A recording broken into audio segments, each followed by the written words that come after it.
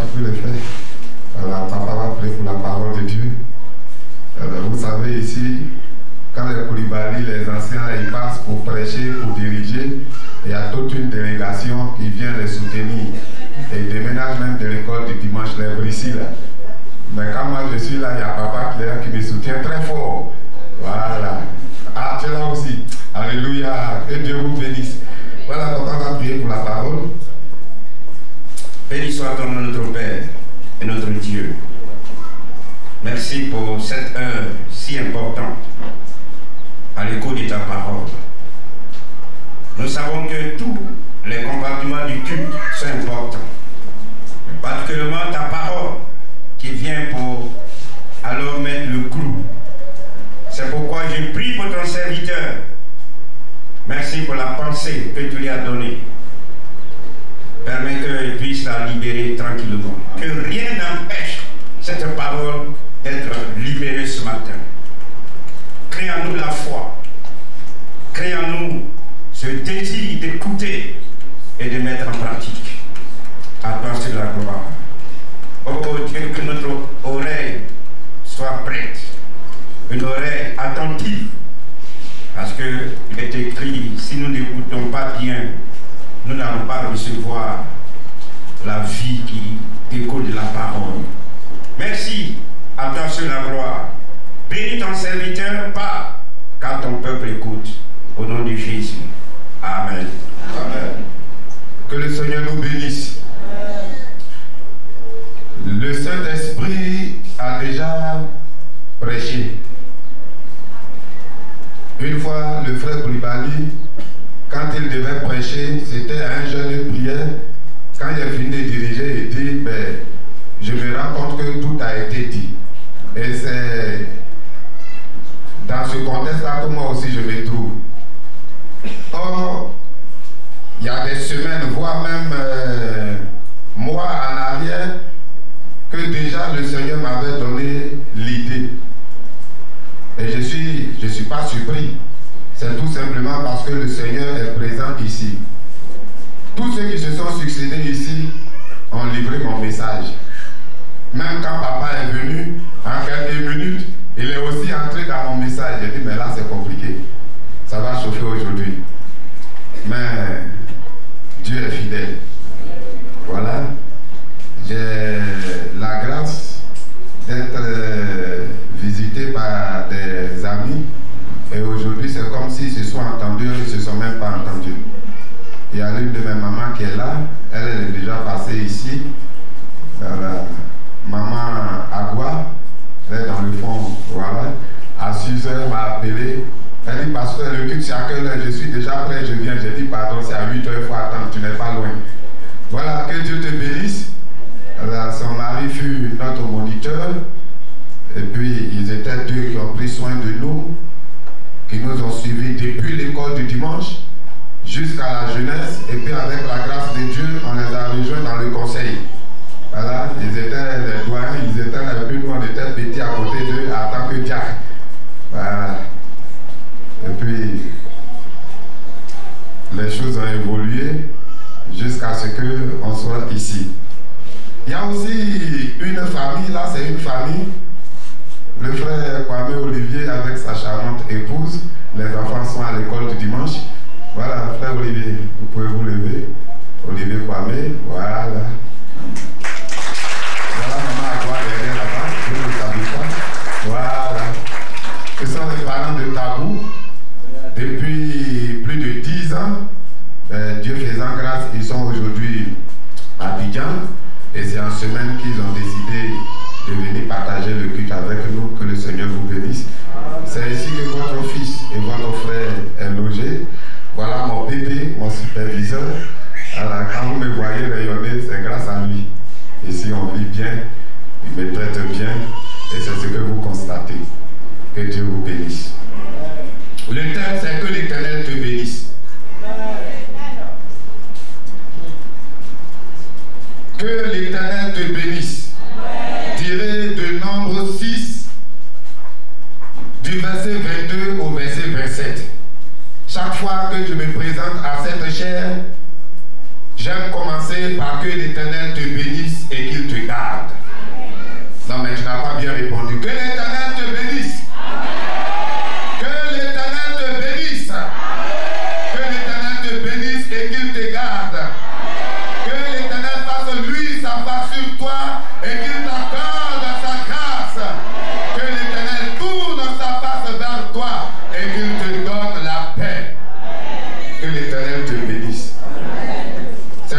bases. Vous vous rendez compte que tout a été dit, non? Vous m'avez joué le jeu. Mais ça va aller. Ça, c'est la preuve que Dieu est là. Et quand le Seigneur est présent, c'est comme ça que l'Esprit communique la pensée, la vision de Dieu. Et je prie que cet esprit-là règne dans les foyers, dans le conseil, dans les familles. L'esprit n'est pas divisé.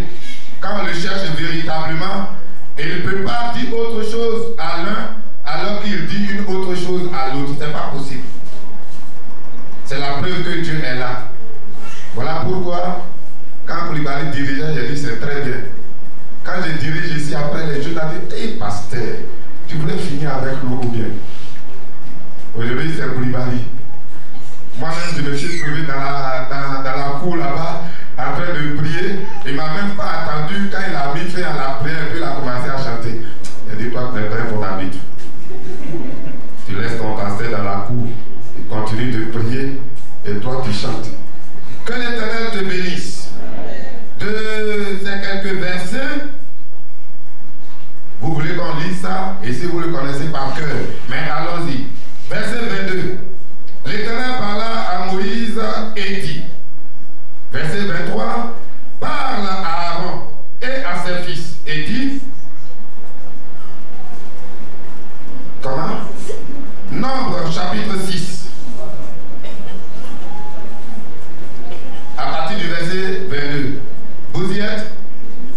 Voilà. Nombre le chapitre 6.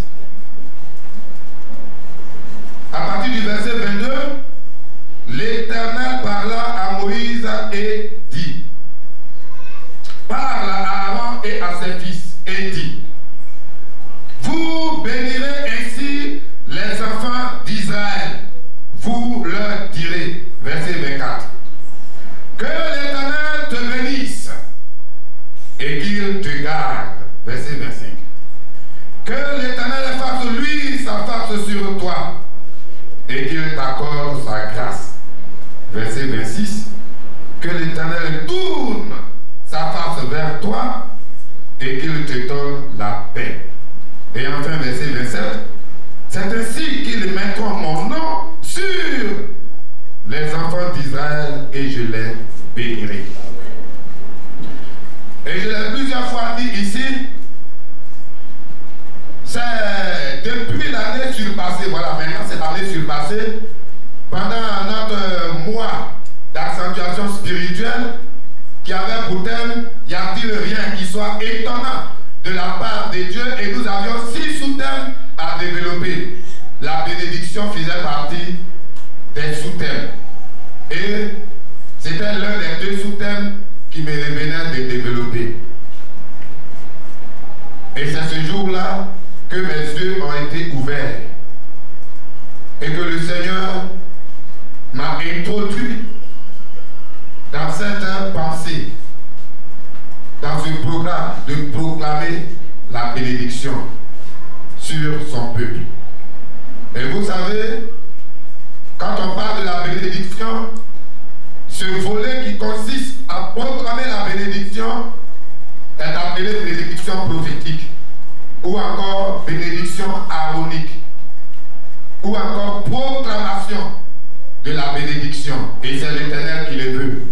Comme dans ces versets que nous avons lus, c'est l'Éternel qui veut que Aaron et ses fils puissent bénir, proclamer des bénédictions sur ses enfants, pour que lui, il les bénisse.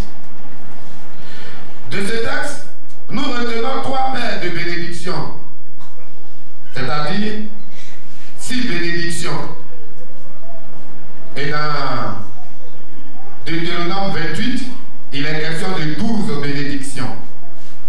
Et comme je le disais tantôt, c'est depuis l'année passée que le Seigneur m'avait donné un programme. Et ce n'est pas surprenant que les messages qui se succèdent ici entrent dans la même vision. Quand papa est venu avec les secrets, j'étais là et puis je disais, Seigneur, on ne peut te sonder. Donc je disais que nous avons 6 bénédictions dans ces versets. Donc 3 paires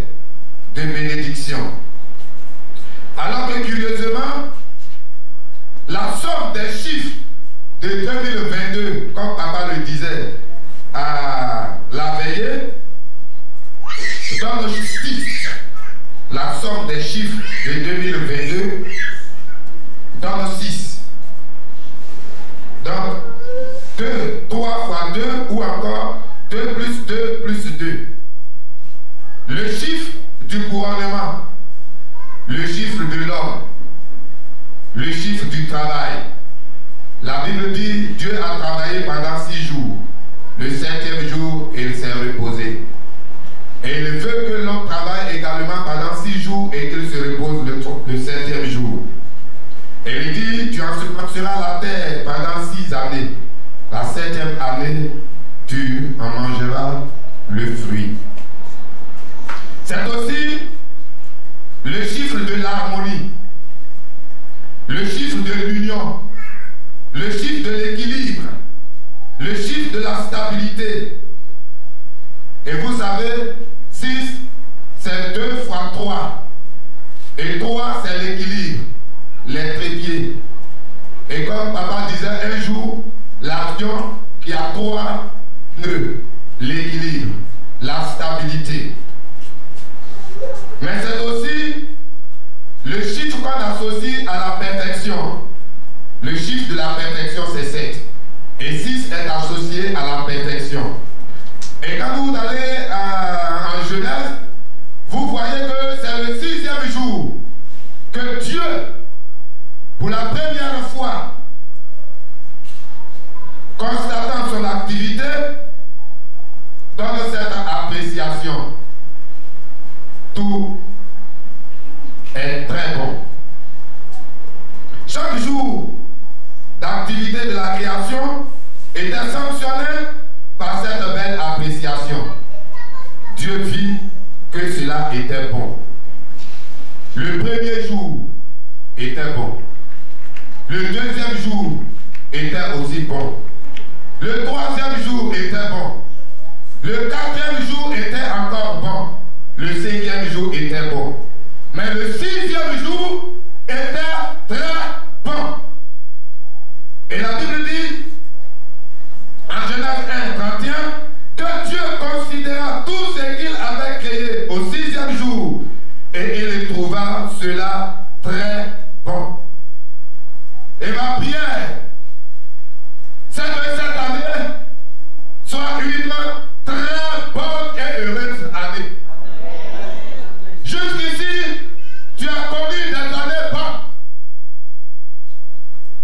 Mais que cette année soit mentionnée, soit cautionnée, soit scellée, soit couronnée par l'expression, par la mention très bonne et heureuse année.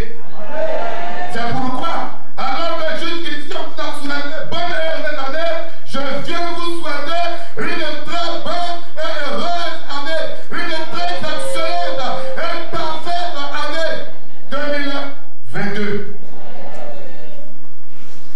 Comme je le disais, jusqu'ici, l'Éternel nous a secourus. Jusqu'ici, l'Éternel nous a bénis. Jusqu'ici, l'Éternel nous a protégés. Jusqu'ici, l'Éternel nous a fait voir sa gloire.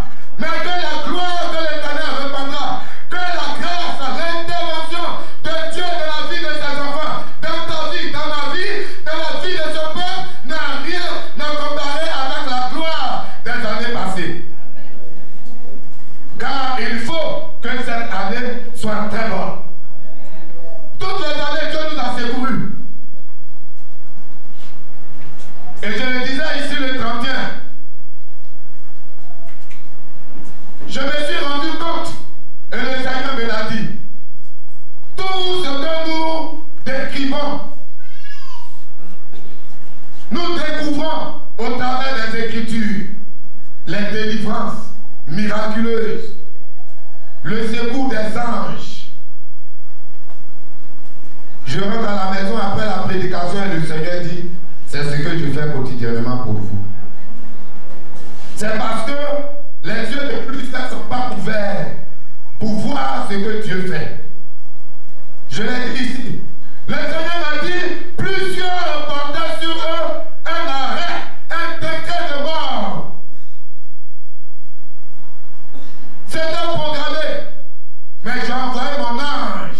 vais sortir de la situation.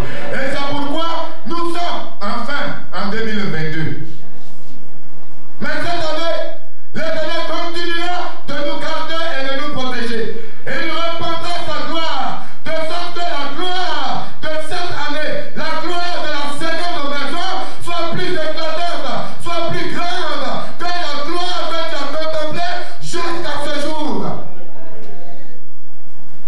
Je ne suis pas surpris que tous les messages qui passent ici sont orientés dans ce sens. Et je veux que tu comprennes.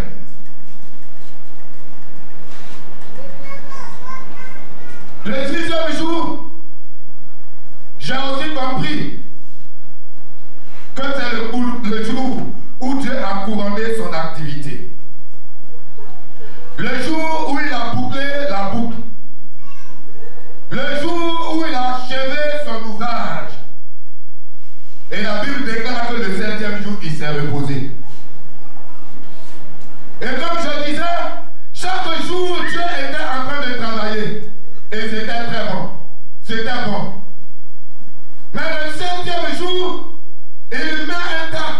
Et le courant, il achève son ouvrage. Que cette année soit l'année du couronnement pour toi.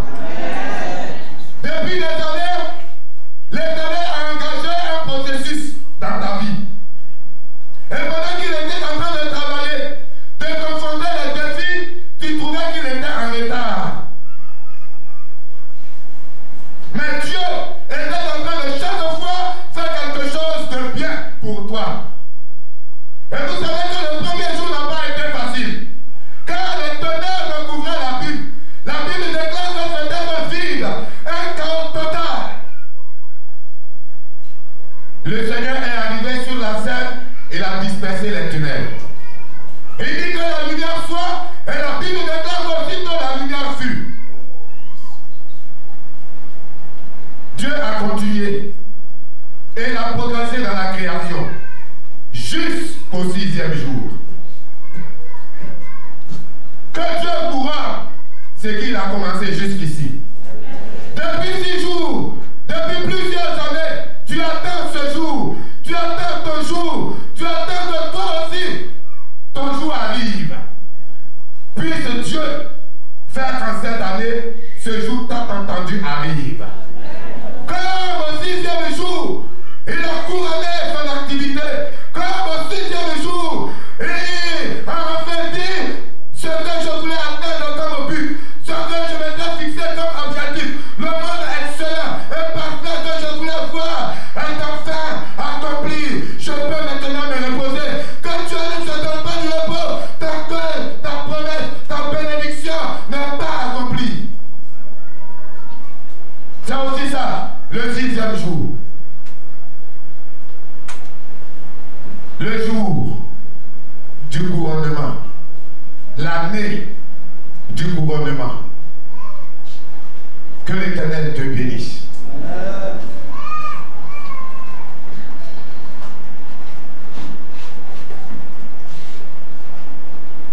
Les versets que nous avons lus démontrent ici le cœur, la volonté de Dieu, sa miséricorde qu'il éprouve à l'égard de ses enfants, de son peuple, mais aussi son cœur de père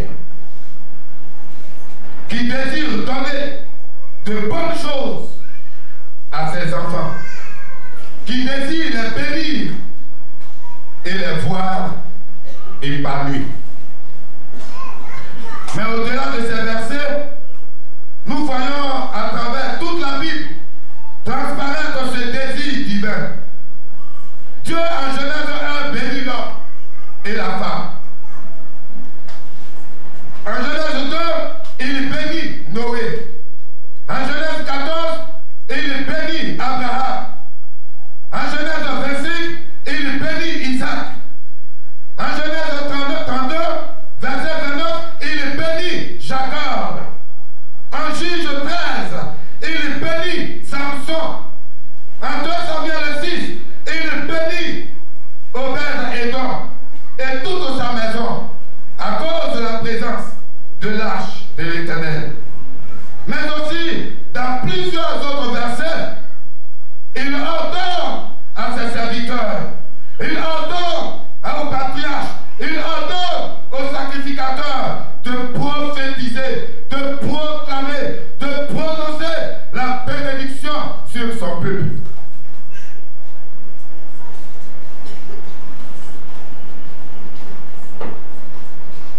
Que l'Éternel te bénisse.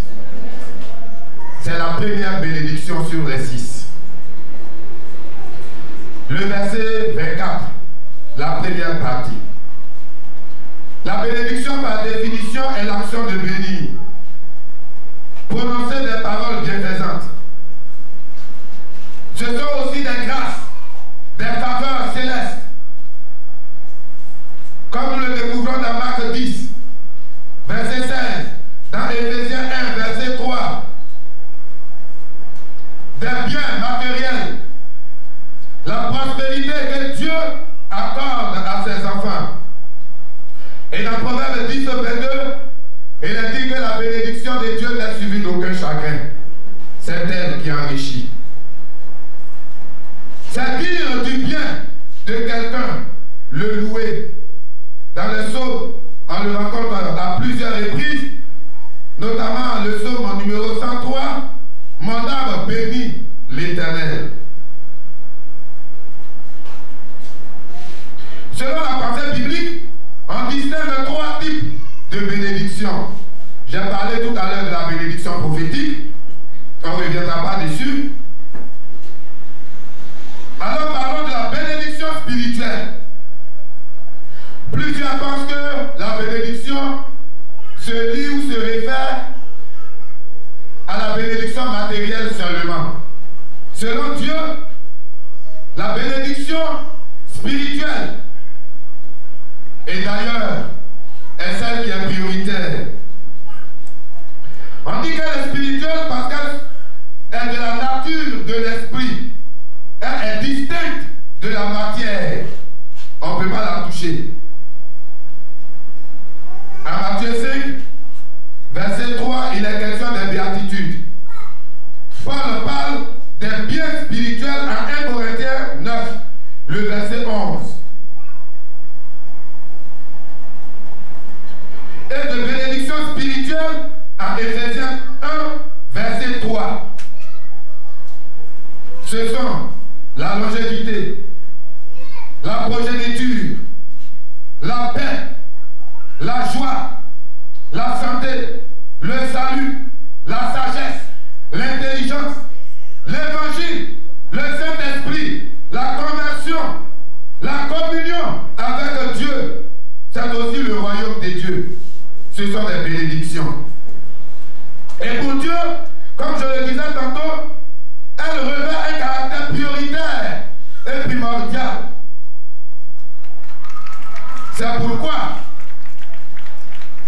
bien que nous ayons besoin des biens matériels, d'argent, d'or, de maisons et de tout ce que nous pouvons imaginer, Jésus-Christ nous exhorte en Matthieu 6, verset à chercher premièrement le royaume et la justice de Dieu.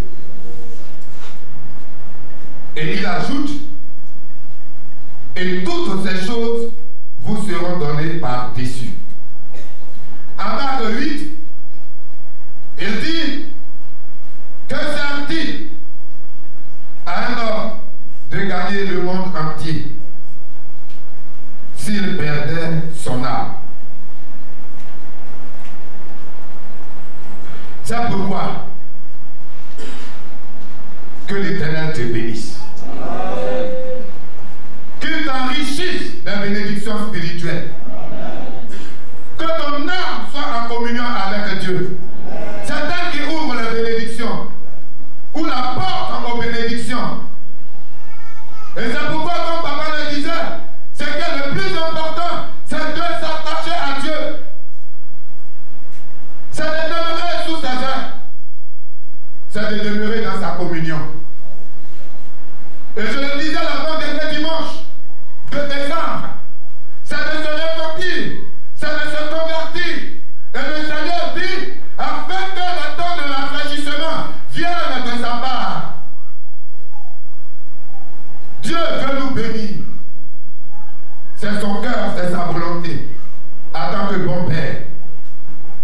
attend le plus de chacun, c'est un changement de mentalité. C'est une conversion totale. C'est un attachement à Dieu. C'est pourquoi dans tout ce qui t'empêche de t'épanouir spirituellement, tout ce qui t'empêche de prendre l'envol comme l'aigle, tout ce qui t'empêche de te développer, qui te maintient au sol, qui te maintient dans la bassesse, qui te maintient dans le péché, que l'Éternel t'embrasse. Et qu'il te fasse jouir en cette année d'une communion parfaite et vivante avec lui. Mais aussi, qu'il t'accorde la bénédiction matérielle. Ah, je prie vivement pour cette assemblée. Dieu n'est pas contre la richesse. C'est pourquoi on n'a pas peur de la richesse. Et je prie que ceux qui ont peur de la richesse, de la gloire, que l'Éternel vous délivre. N'ayez pas de plan. Plusieurs ont les opportunités et se contentent des miettes.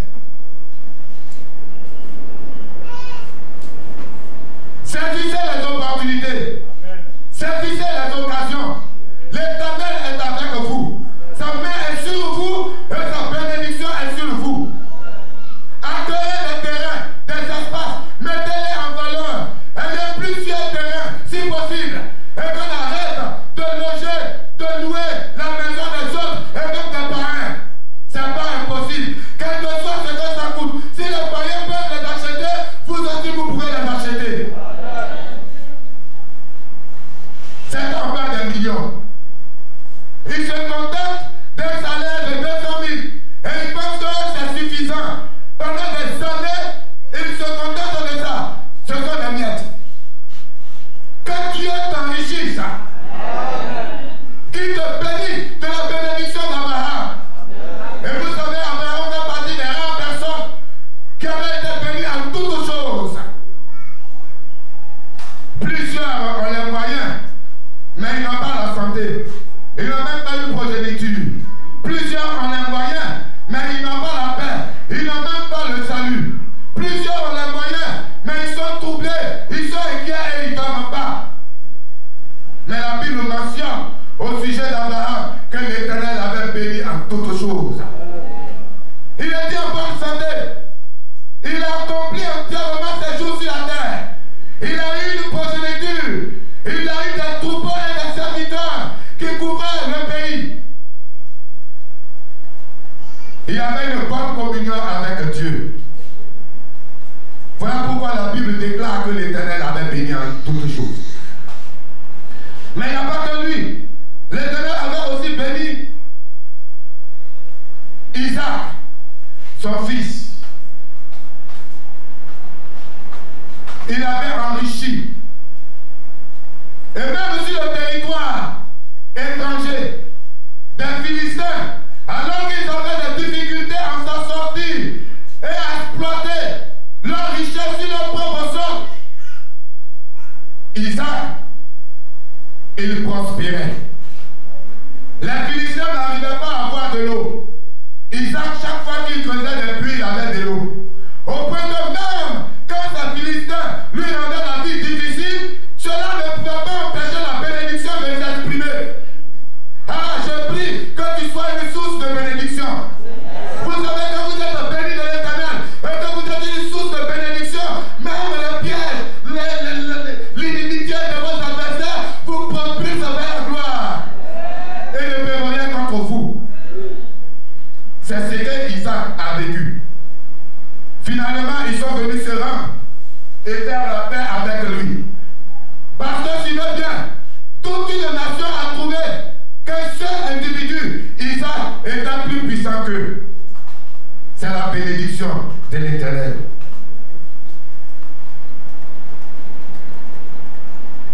La Bible parle aussi de Jacob. Mais il y a un personnage dont on parle moins dans la Bible.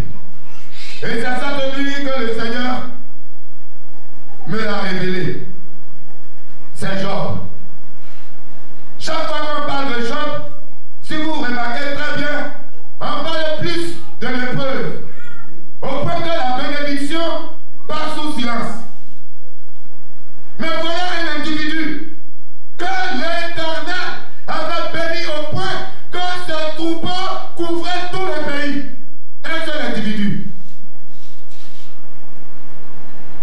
il avait des champs, il avait des troupeaux, il avait même des serviteurs.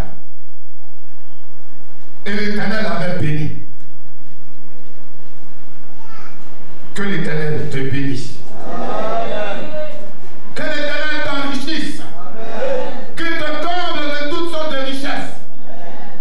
Que la richesse n'a pas de secret pour toi. Que la bénédiction du Seigneur fasse que là même où les autres ont des difficultés à prospérer, comme ce fut le cas d'Isaac, que toi tu sois là en train de prospérer. Là où les autres sont passés et puis ils ont tapé poteau, ils ont échoué. Quand toi tu arrives, la richesse te déborde. Tu seras celui qui montrera le chemin de la richesse aux autres. Ils sont passés, ils n'ont rien vu. Et ils peuvent bien voir. Mais toi, la gloire de Dieu est sur toi. De sorte que quand tu passes, la richesse coule. Merci. Merci, maman. Voilà, précisé. Parce qu'il faut que l'Éternel vous bénisse. Et je vois la gloire de Dieu, la bénédiction de Dieu sur ce peuple.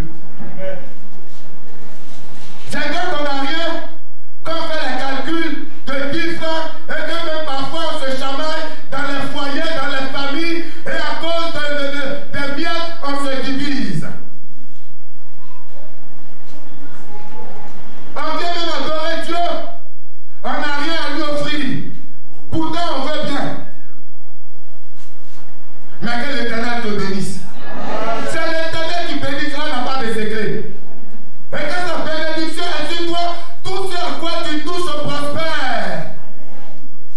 Tu prospères dans les champs, tu prospères en vie, tu prospères en entreprise, tu prospères en relation.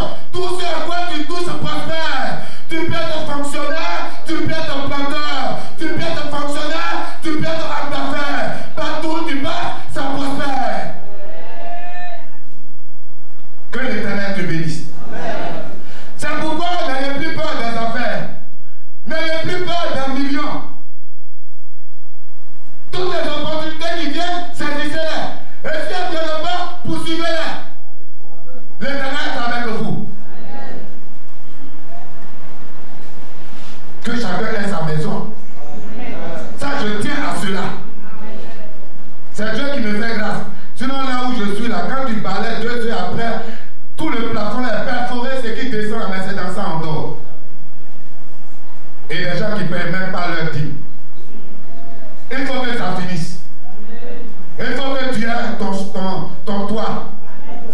Et même si tu peux avoir 2, 3, 4, 5, 6, pour la mettre en location, toi aussi fais-le. C'est la richesse, c'est la gloire. Quand on a des moyens de déplacement, que cela n'est pas de secret pour toi. Afin que tu arrêtes de marcher comme moi. Fabrice est venu chez moi, il a eu beaucoup de jetons. Je dis, mon frère, il ne faut plus me chercher là-bas. C'est avant, je cherchais des jetons. Quand tu vas faire les achats, tu t'arranges pourquoi te remettre des jetons. Parce que chaque fois que tu vas à la gare, on dit, monsieur, avec la monnaie, s'il vous plaît. Et c'est au marché qu'un taximètre m'a fait descendre. C'est tellement humiliant qu'il y a un monsieur qui est descendu à cause de moi. Parce que je n'avais pas la monnaie. Mais que ça ne soit rien. L'Éternel bénit et qu'il t'accorde sa bénédiction. Pour que tu sois libre de te servir. Tu sois libre de servir Dieu. Tu sois libre de secourir les pauvres. Tu sois libre de secourir les nécessiteux. Tu sois libre de secourir les orphelins. Tu sois libre de secourir les veuves. Que l'Éternel te bénisse en cette année. Après cette bénédiction, vient la deuxième. Que l'Éternel te garde. C'est la protection de Dieu.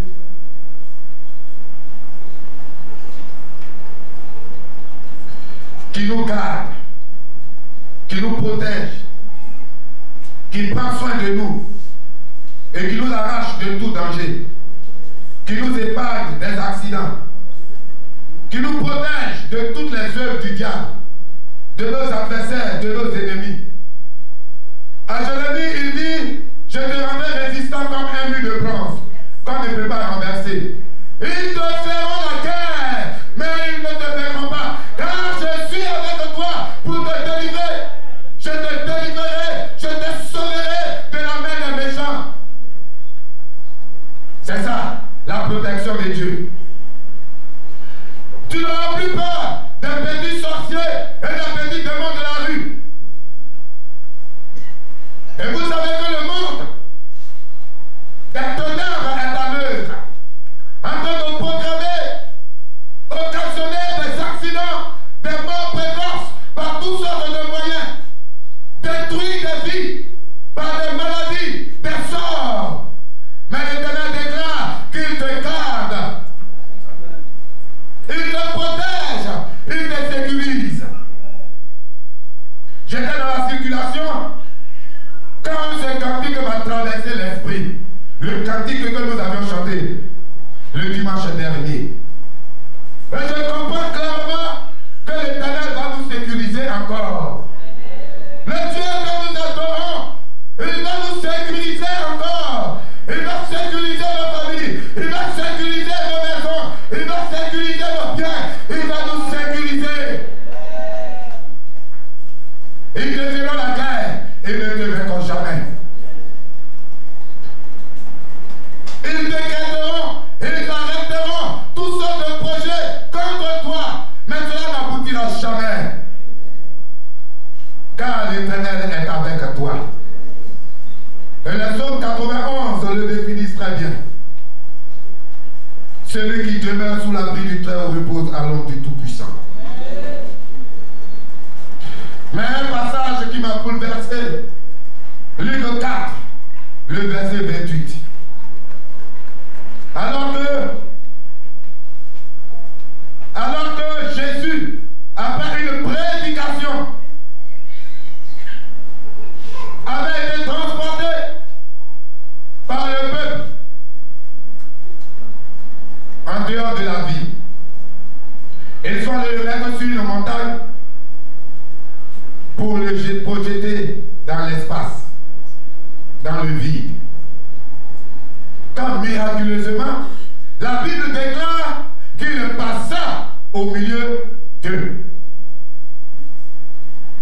Des gens qui sont fâchés, qui sont remplis de haine, qui l'ont transporté pour aller le mettre sur une montagne, pour le projeter dans l'espace, pour qu'il meure, pour qu'on ne parle plus de lui. Mais la Bible déclare miraculeusement que Jésus passe au milieu d'eux. C'est ce qui est arrivé à Daniel, jeté dans la fosse au lion. Et dit, mon Dieu a envoyé son ange qui a fermé la gueule des lions. Ses compagnons de la fournaise ardente ont assisté à une quatrième personne qui est venue les délivrer de cette fournaise. Que l'Éternel te garde et qu'il te protège. Qu'il te bénisse. Qu'il t'accorde sa grâce. Comme il a accordé à Marie.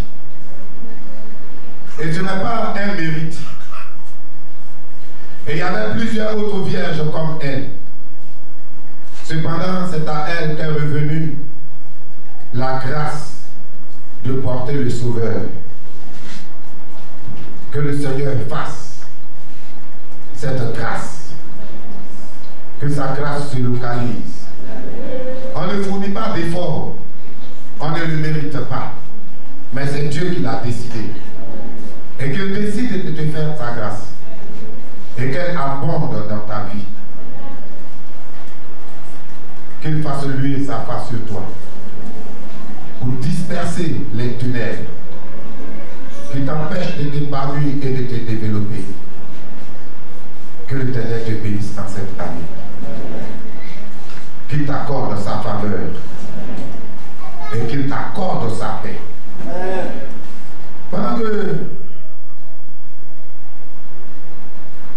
je préparais ce message, les deux sujets qui me sont venus à l'esprit, que je considère comme des secrets, c'est qu'on puisse changer de mentalité, c'est qu'on puisse changer d'attitude, comme je le disais le dimanche dernier. C'est ce que Dieu désire, que son peuple revienne à lui, que son peuple se tourne vers lui. Débarrasse-toi de tout ce qui t'empêche de te développer, de t'épanouir spirituellement et reviens à l'Éternel. En cette année, prends cette résolution. Le deuxième sujet, c'est le Saint-Esprit, qui est l'agent exécutif de la volonté du programme de Dieu, à qui rien n'est impossible. Cette année, fais du Saint-Esprit ta priorité. Et quand Marie a demandé comment est-ce qu'elle pouvait concevoir alors qu'elle n'avait pas, elle n'était pas encore mariée, l'ange lui a dit, le Saint-Esprit descendra sur toi et le Très-Haut te couvrira de son ombre. Ça suffit. Ça suffit pour régler tous les problèmes. Ça suffit pour régler et pour élever tous les défis. Le Saint-Esprit. Si le Saint-Esprit a été attristé, l'Éternel te donne l'occasion de pouvoir revenir à lui. Que Dieu nous bénisse et qu'il bénisse notre communion avec lui. Nous allons prier pour le message.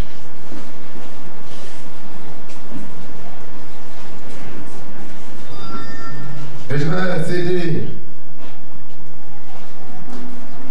la place au dirigeant qui va nous conduire dans un moment de prière.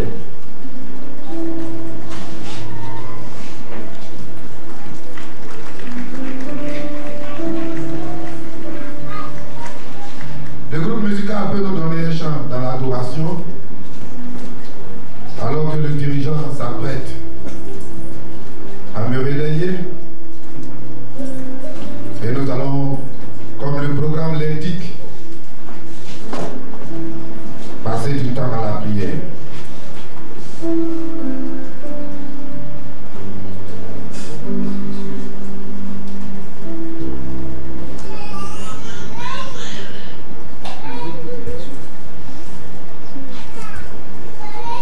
Il n'y a que toi.